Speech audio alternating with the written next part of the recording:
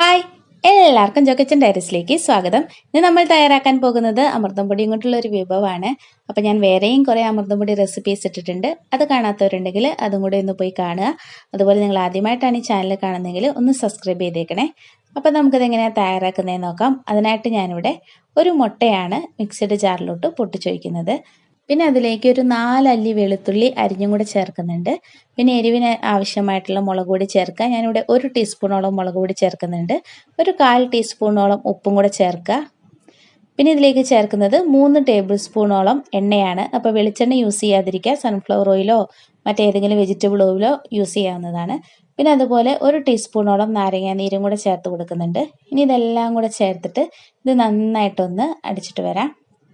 ഇപ്പം നന്നായിട്ട് ഇവിടെ അടിച്ചെടുത്തിട്ടുണ്ട്. ഇനി നമുക്കത് ഒരു ബൗളിലേക്ക് ഒഴിച്ചു കൊടുക്കാം.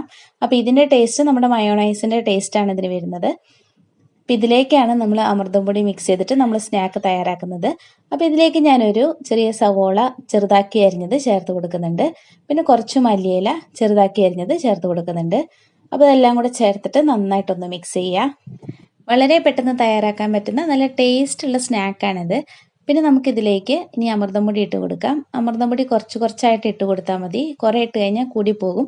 അപ്പോൾ നോക്കിയിട്ട് 1 സ്പൂണോളം ഇട്ട് കൊടുത്തിട്ട് അതൊന്ന് ഇളക്കി മിക്സ് ചെയ്തതിന് ശേഷം അടുത്തത് നോക്കിയിട്ട് ഇട്ട് കൊടുത്താൽ മതി.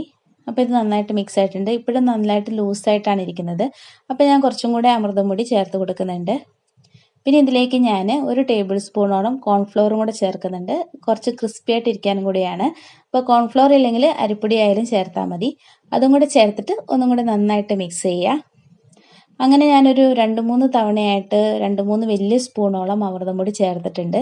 അപ്പോൾ നിങ്ങൾ നോക്കിയിട്ട് വേണം ചേർക്കാനായിട്ട്. ഏകദേശം ഈ ഒരു കൺസിസ്റ്റൻസിയാണ് നമ്മുടെ ഈ മിക്സിന് വേണ്ടത്. അപ്പോൾ എരിവ് ഉപ്പൊക്കെ വേണമെങ്കിൽ വീണ്ടും ചേർക്കാവുന്നതാണ്.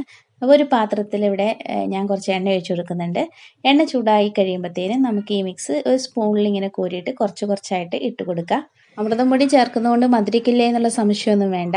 അധികം മധുരമൊന്നും തോന്നിക്കുന്നില്ല. നല്ല ടേസ്റ്റുള്ള സ്നാക്ക് തന്നെയാണ്. അപ്പോൾ നിങ്ങൾ ഒരു പ്രാവശ്യമെങ്കിലും ഇത് തയ്യാറാക്കണം. കുട്ടികൾക്കും വലിയവർക്കും എല്ലാവർക്കും ഇത് ഒരുപോലെ ഇത് ഇഷ്ടമാകും. നമ്മുടെ പാനിന് നല്ല ചൂട് വേണ്ട ആവശ്യമില്ല. നല്ല ചൂടാകുമ്പോഴത്തേനും നമ്മൾ ഇട്ട് കഴിയുമ്പോഴത്തേനും അത് പെട്ടെന്ന് തന്നെ കളറ് മാറി പെട്ടെന്ന് തന്നെ റെഡിയാകും. അതുകൊണ്ട് ഒരു ലോ ടു മീഡിയം ഫ്ലെയിമിൽ വെച്ചിട്ട് വേണം നമ്മളിതൊന്ന് വറുത്തെടുക്കാനായിട്ട്. അപ്പോൾ ഒരു സെറ്റ് ഇവിടെ വറുത്തെടുത്തിട്ടുണ്ട്. അപ്പോൾ നമുക്കിത് പാത്രത്തിൽ നിന്നും കോരി മാറ്റാം. ഇതുപോലെ തന്നെ നമുക്ക് ബാക്കി എല്ലാതും തയ്യാറാക്കി എടുക്കാം.